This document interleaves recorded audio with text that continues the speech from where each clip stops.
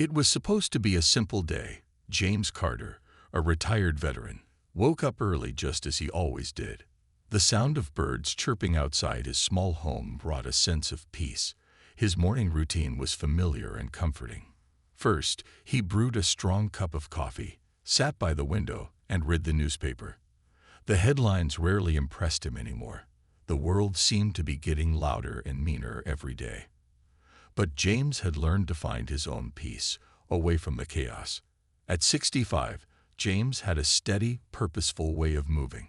He walked with a cane, the result of an injury sustained during his military service years ago. Despite the cane, he stood tall, his broad shoulders and confident stride hinting at the strength that remained in him. His face, lined with years of experience and wisdom, carried an expression of quiet determination. Anyone who looked closely might notice the faint scars on his hands or the sharpness in his eyes, the kind that only came from a life of discipline and survival. For James, life after the military had been simple. He didn't need much, just his home, a small circle of friends, and his regular morning coffee from the corner store. This morning, like so many others, James planned to head out to grab a fresh cup from Joe's Cafe, his favorite spot. It was a modest place, nothing fancy, but James liked it. The staff knew him by name, and they always greeted him with a smile. As he dressed, James reached for his old leather jacket. It had been with him through countless journeys, both during and after his military service. Slipping it on, he felt a small sense of comfort. His cane leaned against the doorframe, waiting for him. He grabbed it, locked the door behind him, and stepped out into the crisp morning air. The neighborhood was quiet, as it often was at this hour. A few joggers passed by, and an elderly couple walked their dog. James nodded politely at them, his face calm but friendly. It was hard to imagine that this peaceful man had once led dangerous rescue missions overseas, putting his life on the line for others. He had seen war, witnessed tragedy, and experienced things most people could never understand. But James wasn't one to talk about those days. To the outside world, he was just another older man living a quiet life. As he made his way down the sidewalk, James noticed a few young men gathered on the corner. They were talking loudly, their laughter echoing through the street. James paid them no mind. He wasn't one to assume the worst about people.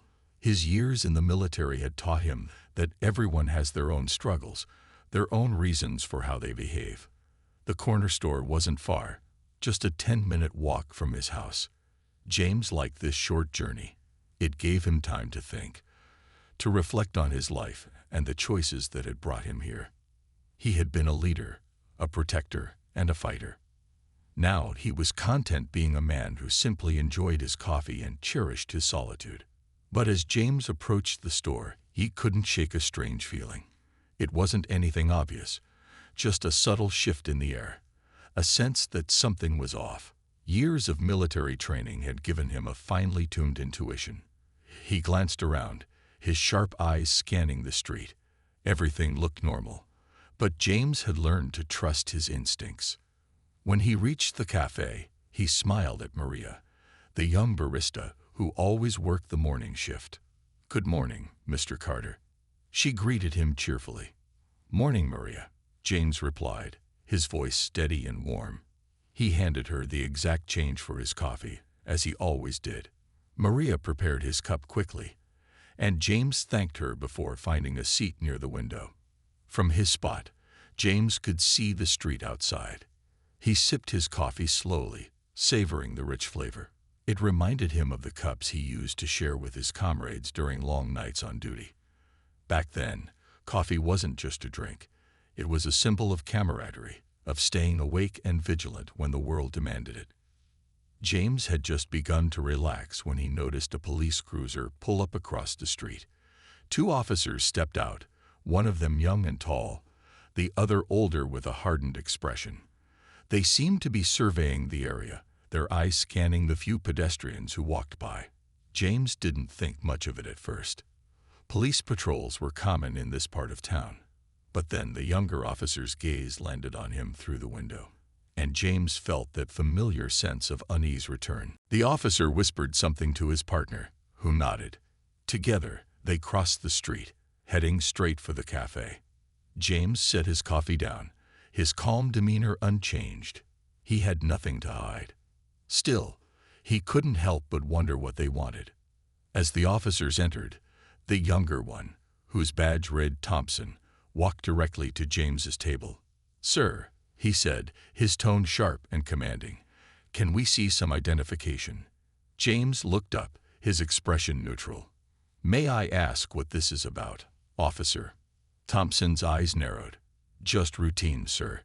We've had reports of suspicious activity in the area."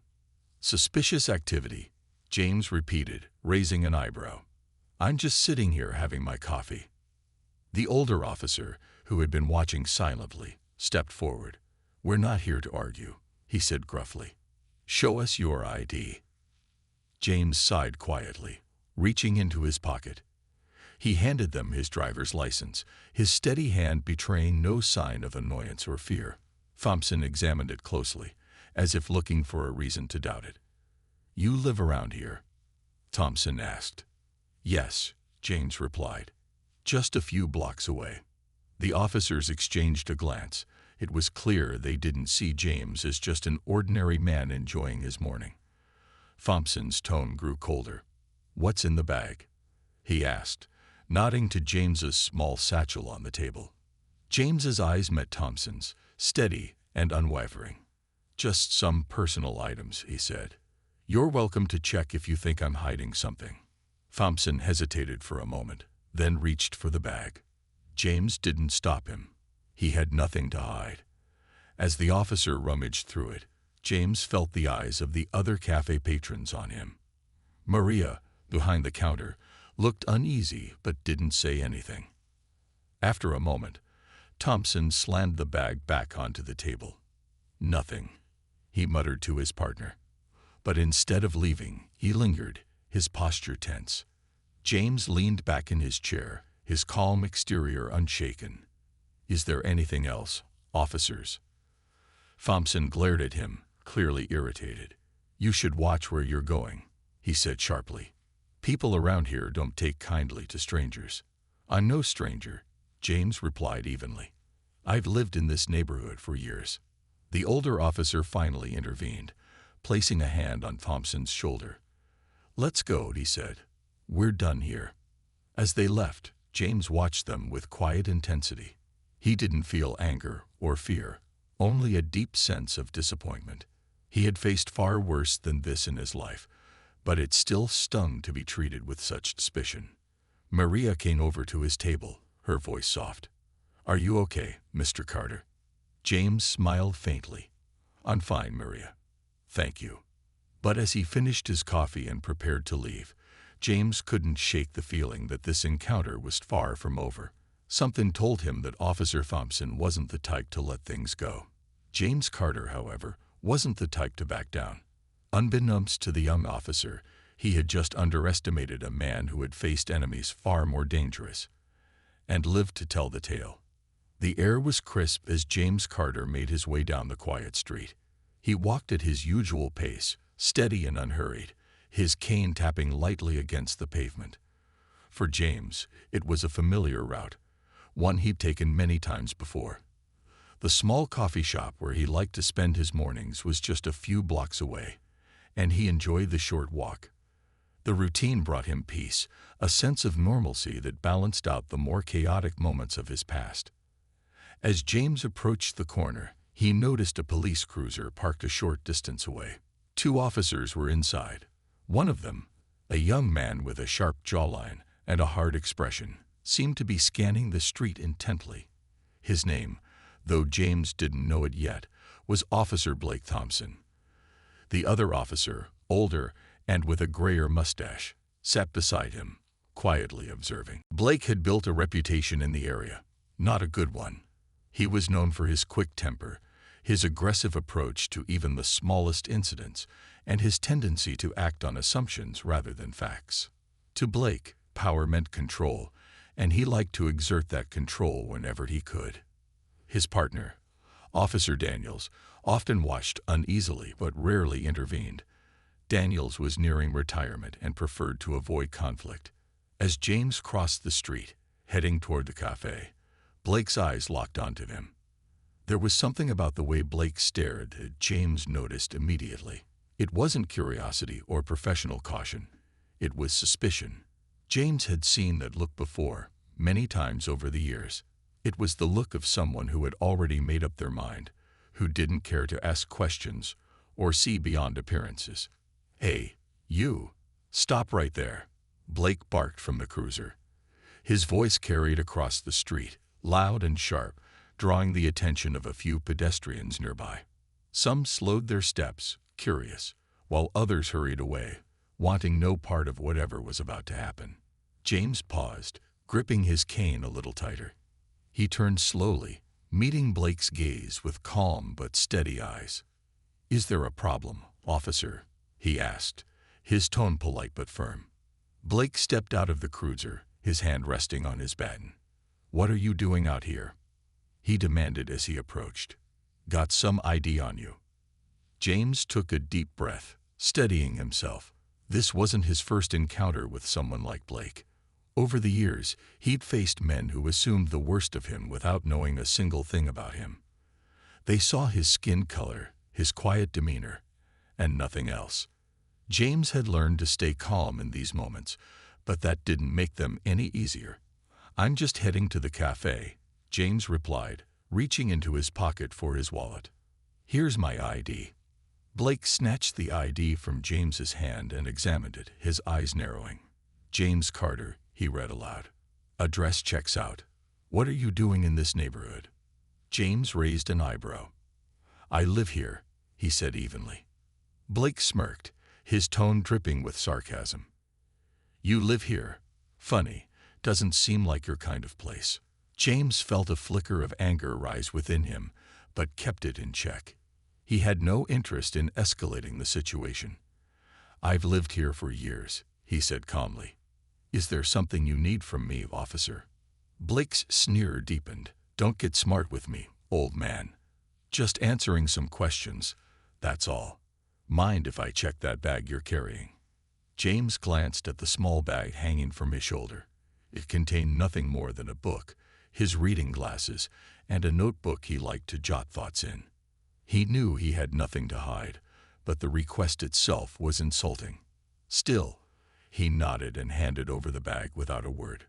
Blake rifled through it carelessly, pulling out the book and flipping through its pages as if expecting to find something incriminating. "What's this?" he muttered, holding up the notebook.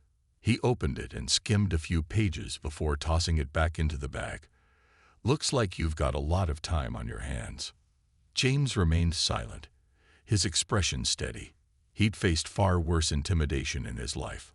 On the battlefield, in boardrooms, and in situations where the stakes were far higher. Still, this was different. It wasn't about proving his strength or endurance.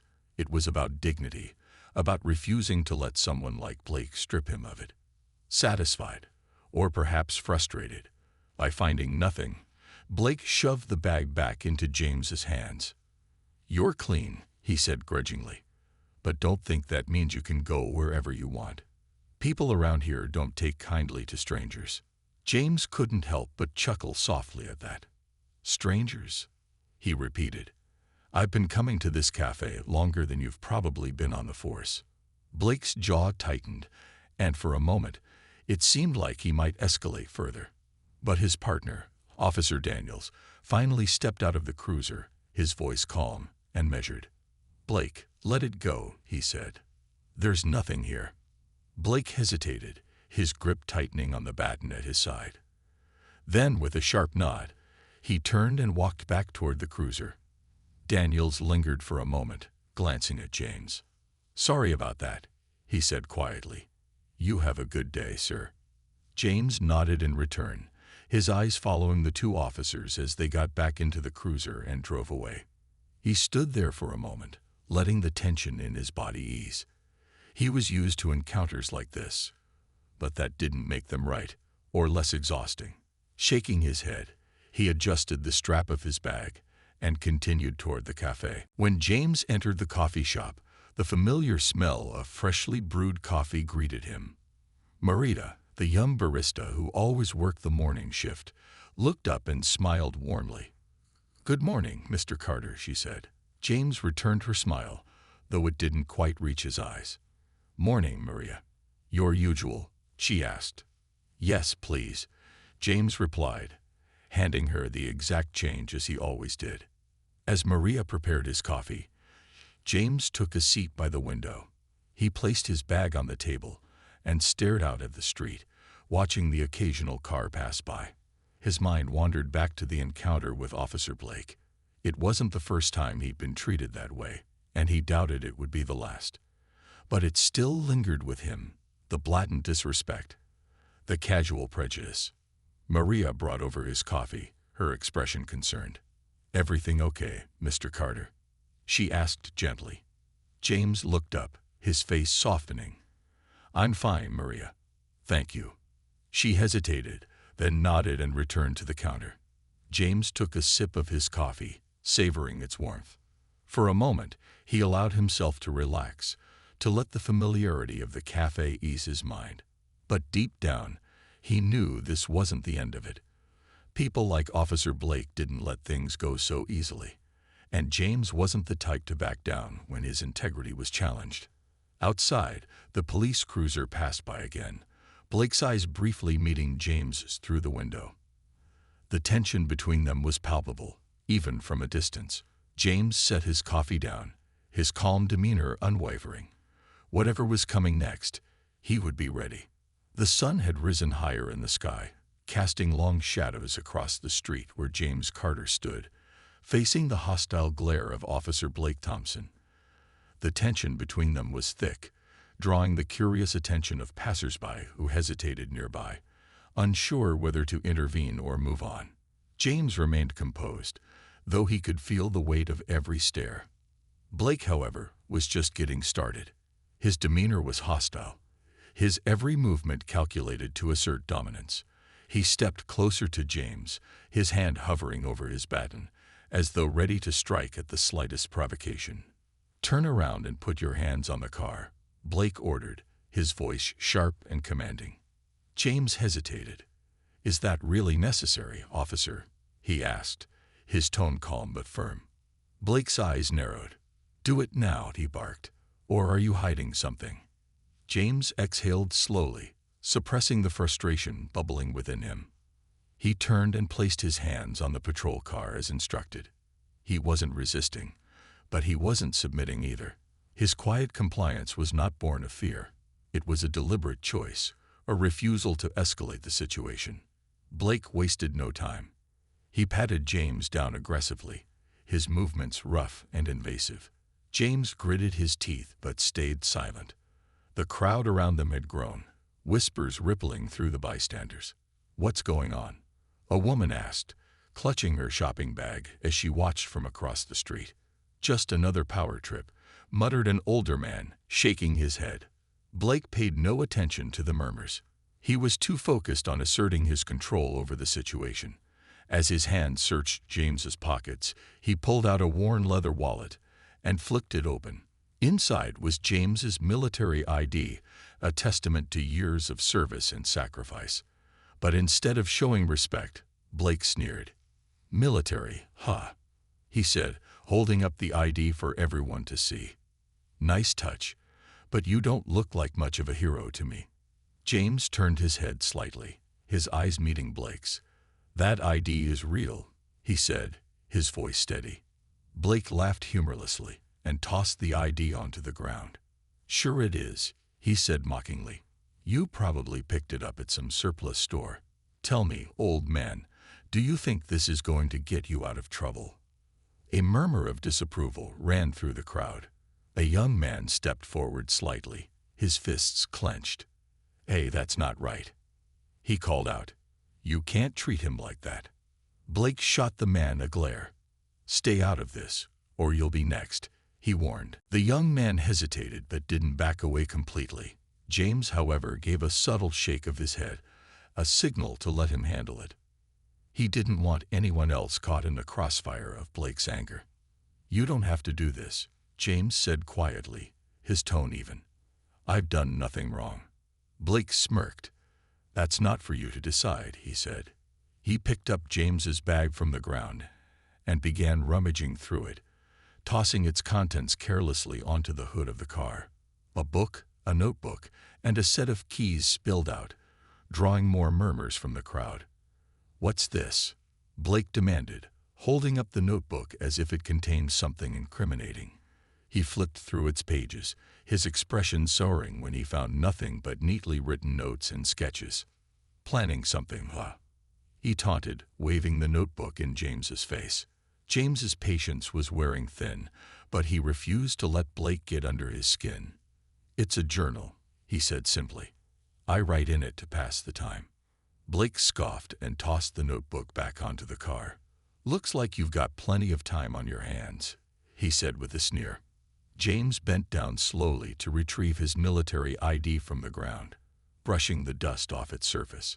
He held it in his hand for a moment, his fingers tracing the edges of the card. It wasn't just a piece of plastic to him. It was a symbol of the life he had lived, the sacrifices he had made, and the respect he had earned. "You know," James said, straightening up, "you should be careful about how you treat people. You never know who they are or what they've done." Blake laughed harshly. "Oh, is that a threat?" he said, stepping closer to James. "You think you can intimidate me with your little stories?" James shook his head. "No threats," he said, "just advice." The crowd was growing restless. More people had stopped to watch, their expressions ranging from curiosity to anger. Maria, the young barista from the cafe, had stepped outside and was watching with wide eyes. She recognized James and knew him as a kind and quiet man who always tipped generously and treated everyone with respect. "Officer," Maria called out timidly, "he hasn't done anything wrong. He's just a customer here." Blake turned his glare on her. "Mind your business," he snapped. "You don't know what's going on here." Maria flinched, but didn't retreat. She looked at James, her concern evident. James gave her a small nod, silently thanking her for her support. Blake wasn't done. He leaned in closer to James, his voice low but filled with menace. "You think you're special because you've got some old badge. I've seen plenty of guys like you, acting like they're better than everyone else. But out here, you're just another nobody." James's grip on his cane tightened, but he didn't respond. He had faced men like Blake before, men who used their authority as a weapon, who mistook cruelty for strength. He knew better than to argue with someone like that. Instead, he waited. Blake was digging his own grave, and James didn't need to do anything but let him. The murmurs in the crowd grew louder. People were taking out their phones, recording the scene. Blake noticed and scowled. "You all got nothing better to do," he shouted at them. "Move along." But the crowd didn't budge. If anything, more people were stopping to watch.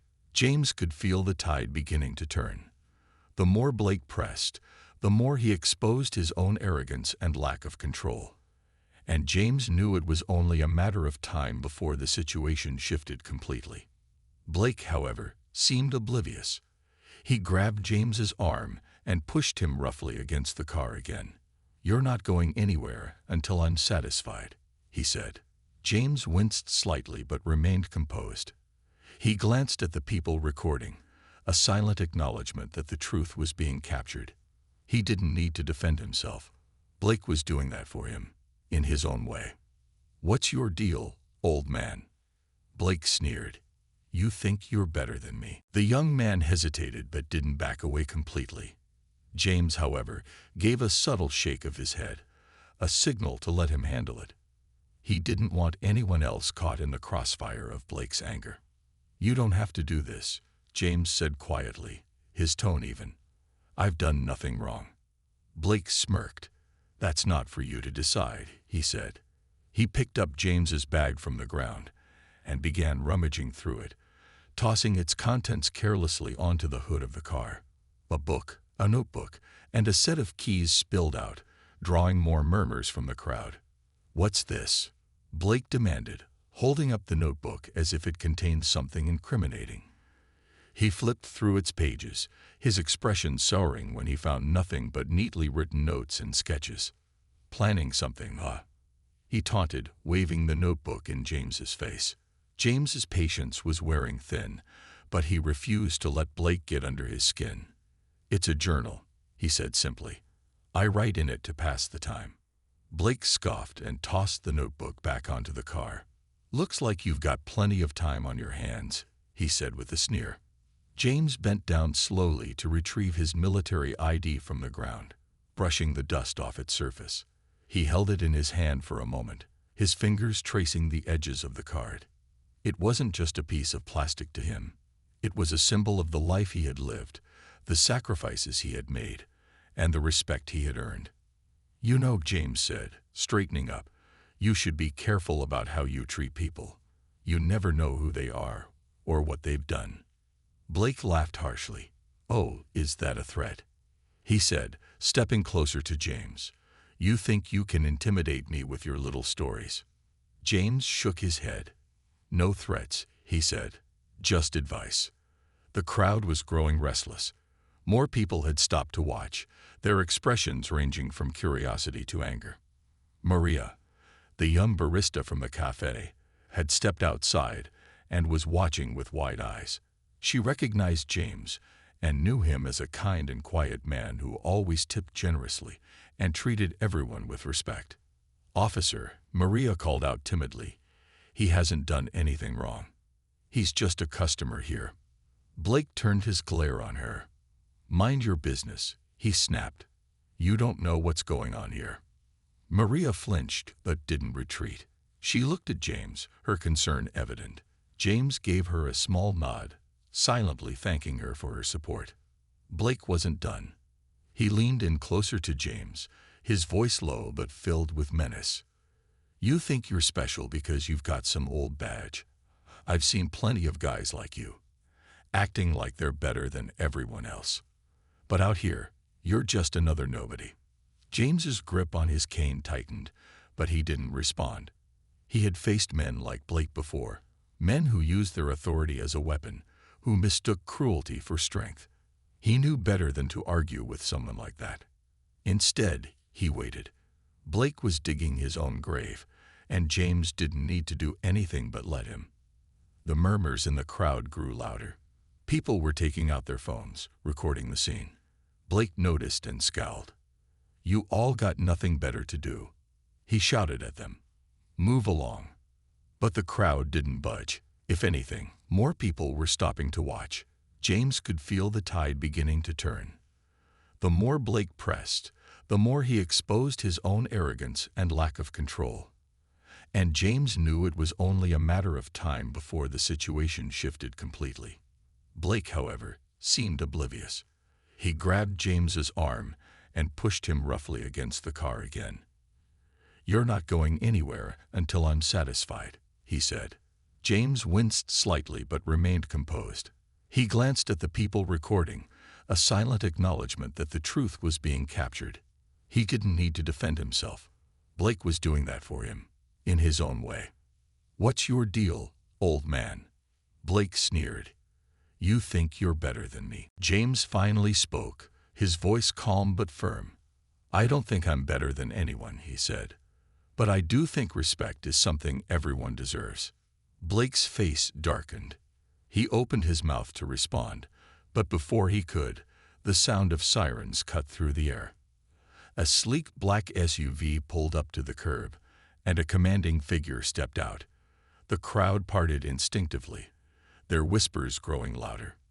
It was Captain Diane Carter, and she wasn't just any police captain. She was James's daughter. The tension in the air was almost suffocating. Officer Blake Thompson stood with his baton in hand, glaring at James Carter, whose calm demeanor had not wavered despite the escalating situation. A small crowd had gathered around them, whispering and murmuring among themselves. Several people held up their phones, recording the scene, their faces filled with a mix of curiosity and disbelief. Blake sneered, his grip tightening on the baton. "You think you're untouchable, don't you? He spat, his voice loud enough for the crowd to hear. All this military nonsense, just a way to cover up whatever you're really up to. James, still leaning against the patrol car, looked at Blake with steady eyes. His silence was not born of weakness, but of experience. He had faced men like Blake before, both in the military and in life. They thrived on power, fueled by arrogance and ignorance. James had no intention of giving him the reaction he wanted. "You should stop this now," James said quietly, his voice steady and calm. "You're making a mistake." Blake scoffed, stepping closer, his baton now inches from James's chest. "A mistake? The only mistake here is you thinking you're above the law." The crowd murmured louder. A woman in the front, clutching her purse tightly, spoke up. "He's done nothing wrong. Leave him alone." Her voice was filled with indignation, but it only seemed to irritate Blake further. Everyone shut up. Blake shouted, turning briefly to glare at the onlookers. "This is police business. Go back to whatever you were doing." But the crowd didn't disperse. If anything, more people were stopping, drawn by the commotion.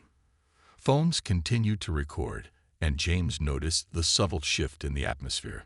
The tide was turning, and Blake was too consumed by his own anger to realize it. Just as Blake raised his baton, ready to strike, the distant sound of sirens cut through the air. The crowd turned their heads in unison, and even Blake paused, his hand frozen mid-swing. The sirens grew louder, closer, until a sleek black SUV screeched to a halt at the curb. The doors swung open, and out stepped a commanding figure in full uniform, Captain Diane Carter. Her presence was immediate and powerful, her sharp gaze slicing through the scene. She walked with purpose, her polished boots clicking against the pavement, and the crowd instinctively parted to make way for her. "What the hell is going on here?" Diane's voice was firm, loud enough to carry over the murmurs of the crowd. Her tone demanded attention, and the entire street seemed to fall silent. Blake turned, his face paling as he recognized her. He stammered, lowering his baton slightly. "See, Captain Carter, I was just handling a situation." Diane's eyes locked onto James, still leaning against the patrol car. Her expression tightened as she took in the scene, the baton in Blake's hand, the crowd's disapproving murmurs, and her father's calm but weary stance. In that moment, her role as a police captain collided with her role as a daughter, and it was clear which one was about to take precedence. "Step away from him," Diane ordered, her voice cold and unyielding.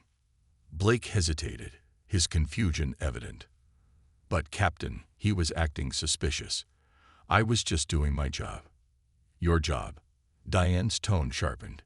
"Your job is to protect and serve, not harass and humiliate an innocent man." She stepped closer, her eyes narrowing as she looked directly at Blake. "Do you even know who this man is?" she asked, her voice lowering slightly, but losing none of its intensity. Blake swallowed hard, glancing nervously between Diane and James. He's just some guy. He claimed to be military, but I didn't buy it." Diane cut him off with a sharp gesture. "Just some guy. That man is my father, a decorated veteran who has done more for this country than you could ever imagine." The weight of her words hung in the air, and the crowd gasped audibly. Blake's face turned a deep shade of red, and he took an involuntary step back. I didn't know," he stammered, his confidence crumbling. "You didn't care to know," Diane snapped. Her voice carried the kind of authority that left no room for argument. "You saw what you wanted to see and acted on your own prejudice. And now you're going to face the consequences." Blake opened his mouth to protest, but Diane silenced him with a single look. "Turn in your badge," she said. "You're suspended effective immediately. We'll discuss your future, or lack thereof, later." The crowd erupted in whispers, their phones still capturing every moment. Blake stood frozen, his hand hovering over his badge, as if reluctant to comply. Diane's eyes bore into him, unyielding, until he finally unclipped the badge from his uniform and handed it over with trembling hands. "Now leave," Diane said, her tone final. "Before I decide to arrest you myself." Blake hesitated for a moment longer before turning and walking away. His shoulders slumped and his face a mask of humiliation.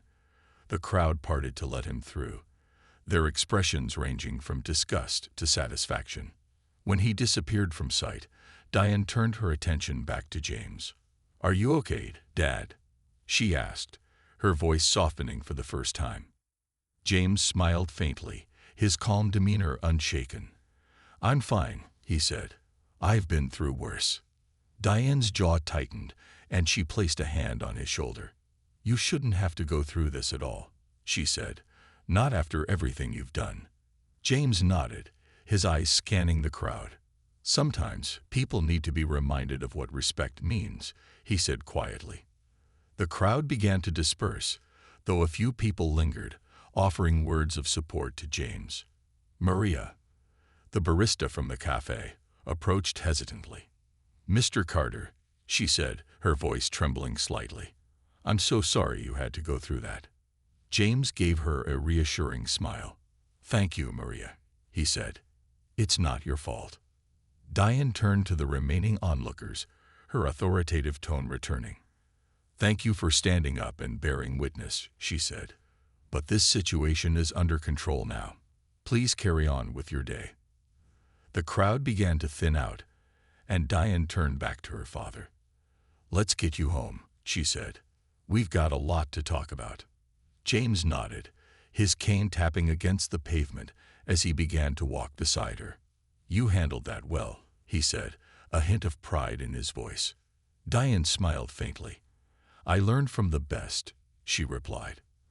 As they walked away, the street grew quiet again, the echoes of the confrontation fading into the distance. But for everyone who had witnessed it, the memory of the moment would linger, a powerful reminder that dignity and respect are not optional, and that true strength lies in standing up for what is right. Blake stood frozen, his face pale, and his hands trembling slightly as the reality of his actions began to sink in. The badge he had so carelessly abused now rested in Captain Diane Carter's firm grip. The weight of her gaze bore down on him, and he knew there was no escaping the consequences this time. His career, his reputation, everything he had worked for, was unraveling before his eyes. Captain Carter turned her attention back to her father, James Carter, who remained calm and composed despite the ordeal he had just endured. Her tone softened as she stepped closer to him. "Are you okay, Dad?" she asked, her voice filled with both concern and affection. James nodded, his expression calm but tired. He took a deep breath before responding. "I'm fine," he said, his voice steady. A faint smile broke through his stoic exterior. "Just another fight I didn't ask for." Diane's jaw tightened, and she glanced back at Blake with a look of controlled fury. She wasn't just angry as a police captain. She was angry as a daughter who had watched her father, a man who had given so much to his country, be treated with blatant disrespect. Blake opened his mouth to speak, perhaps to offer some weak excuse, but Diane cut him off with a sharp gesture. "Not another word," she said coldly. "You've done enough damage." By now, the crowd that had gathered around the scene was buzzing with energy. People whispered to one another, their phones still recording. Some of them had already begun sharing the footage online, and the story was spreading faster than anyone could have anticipated. Diane turned to the crowd, raising her voice to address them. "This ends now," she said firmly. "Let me make one thing clear. We do not tolerate prejudice in this city. Not in my department. Not on my watch." Her word hung in the air, powerful and uncompromising. The crowd, which had been silent moments before, erupted into applause. Some cheered, while others nodded in agreement, their faces reflecting a mix of relief and admiration. For many of them, this was a moment of vindication, not just for James, but for every person who had ever been treated unfairly. James, standing tall despite the cane in his hand, looked around at the people who had gathered. He wasn't the type to seek attention or make a scene, but he couldn't help feeling a sense of gratitude for their support. It wasn't just about him anymore. This moment had become bigger than one man's fight for dignity. As Blake was led away by two other officers, ones who had arrived shortly after Diane, a hush fell over the crowd. His head hung low, and his once confident stride was now replaced with the shuffle of a man who knew he had lost everything. Some people in the crowd jeered at him as he passed, while others simply watched in silence, their faces a mix of anger and satisfaction. Diane walked back to her father, her expression softening once again. "Let's get you home," she said gently. "You've had enough excitement for one day." James smiled faintly. "I'll be fine," he said. "But thank you."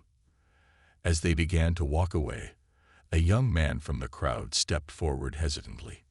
"Mr. Carter," he called out, his voice filled with respect. "Thank you for your service." James paused and turned to face him. "Thank you," he said simply, nodding in acknowledgement. The young man's words were echoed by others in the crowd, and soon James found himself surrounded by people offering words of gratitude and support. It was overwhelming, but in the best possible way.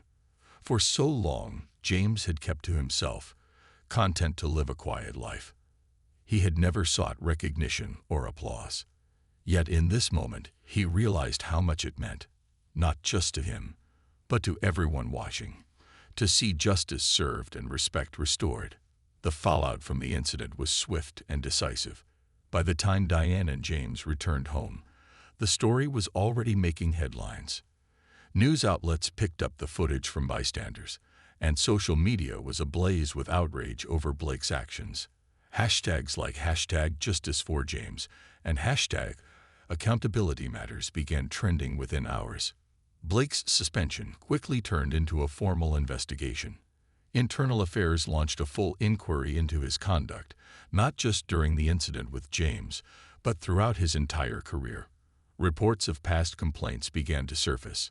Instances of excessive force, inappropriate comments, and a pattern of targeting marginalized individuals.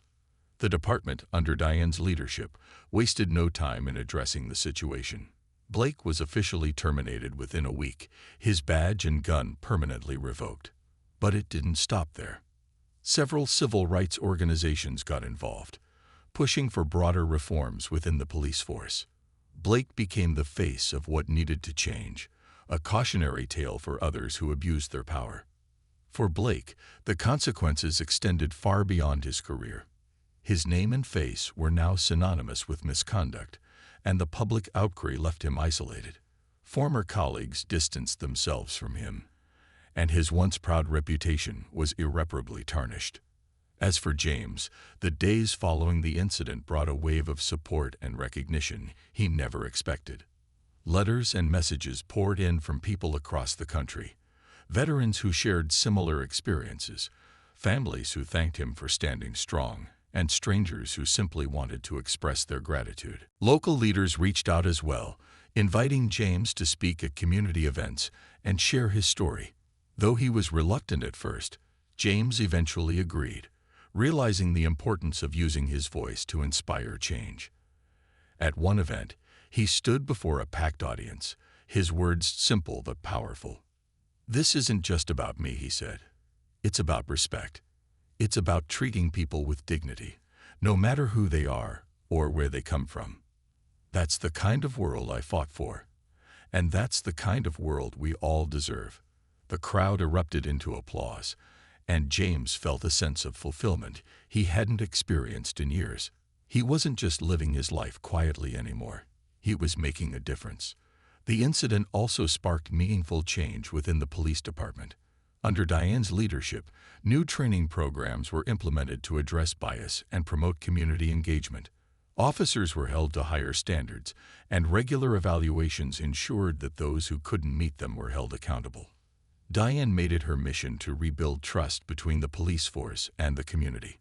She organized town hall meetings, inviting residents to share their concerns and ideas. Slowly but surely, progress was made. The department began to reflect the values James had always stood for: honor, respect, and fairness.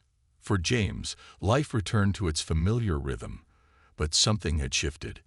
He still visited the same cafe every morning, still enjoyed his coffee by the window, but now people greeted him with warm smiles and kind words. He had become a symbol of resilience and strength, not just in his neighborhood, but far beyond it. One morning, as he sipped his coffee, Maria approached his table with a wide smile. "Mr. Carter," she said, holding out a framed photo, "we wanted you to have this." James took the frame and looked at the photo inside. It was a picture of him standing with Diane on the day of the incident, both of them surrounded by a supportive crowd. At the bottom of the frame, a simple inscription read, "A hero among us." James felt a lump rise in his throat as he looked at the photo. He glanced up at Maria, his voice soft.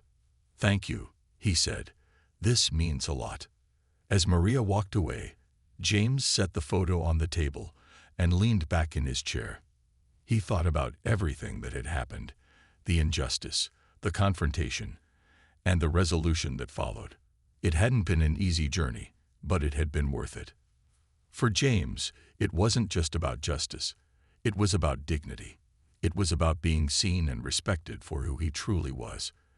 And in the end, that was the greatest victory of all. James Carter stood on the porch of his small home, the morning sun casting a golden light over his quiet neighborhood. The air was crisp, carrying the soft rustle of leaves in the breeze. In his hands, he held a steaming cup of coffee, savoring the warmth that seeped into his fingers. It was peaceful, just the way James liked it. After everything that had happened, he cherished these moments of stillness even more. It had been weeks since the confrontation with Officer Blake Thompson, a moment that had changed not only James's life, but also the lives of many who witnessed it. The neighborhood felt different now, more united, as if a long-buried wound had been acknowledged and was finally starting to heal. James took a slow sip of his coffee, his eyes scanning the street. A young boy rode by on his bicycle, waving cheerfully. James waved back, a small smile forming on his face. Life had a way of moving forward, he thought, even after the darkest storms. James often found himself reflecting on the events that had brought him here. He thought about Blake's sneer, the weight of his baton, and the way he had tossed James's military ID to the ground as if it meant nothing. He remembered the whispers of the crowd, the quiet courage of those who spoke up, and the commanding presence of his daughter, Diane, stepping in to deliver justice when it was most needed. But what stayed with him the most was not the anger or humiliation. It was the overwhelming sense of support and solidarity that followed. People had stood by him, not because they had to, but because they believed in doing what was right. That, James thought, was what truly mattered. For James, the confrontation wasn't just a personal battle. It was a reminder of a larger truth.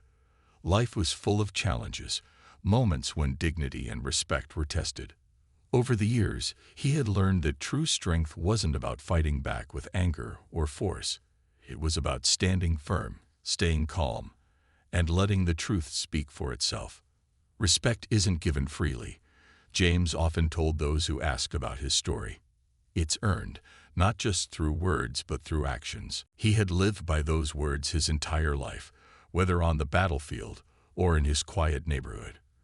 Respect, he believed, was a two-way street, but when it was denied, it was important to demand it, not with violence or hatred, but with steadfastness and courage. The impact of James's story rippled far beyond that single day. In the weeks that followed, the neighborhood became a place of change. People who had once kept to themselves began to connect with one another.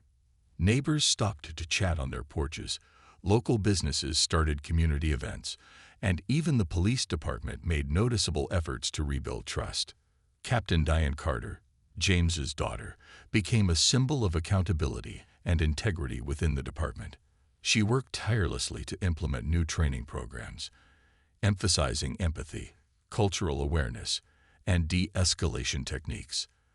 Under her leadership, the officers began attending town hall meetings, listening to the concerns of the community they served. At one of these meetings, James was invited to speak. Though he wasn't one for public speeches, he agreed, knowing his words could make a difference. Standing before a room filled with neighbors, officers, and local leaders, James spoke from the heart. "I've seen a lot in my life," he began. "I've been to places where respect is the difference between life and death. I've learned that the way we treat each other matters more than anything else. We're all human. We all deserve to be treated with dignity, no matter where we come from or what we look like." The room erupted into applause, and James felt a sense of fulfillment he hadn't experienced in years. His words, simple yet profound, resonated with everyone present.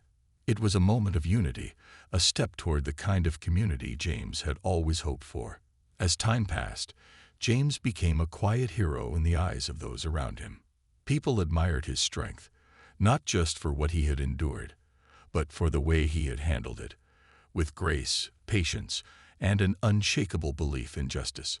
One afternoon, a young man approached him outside the cafe. "Mr. Carter," he said, his voice filled with admiration, "how did you stay so calm that day? I don't think I could have done it." James smiled, resting his hand on his cane. "It wasn't always easy," he admitted, "but I've learned that anger doesn't solve anything. When you stay calm, you keep your power, and when you stand firm in what you believe, people will listen."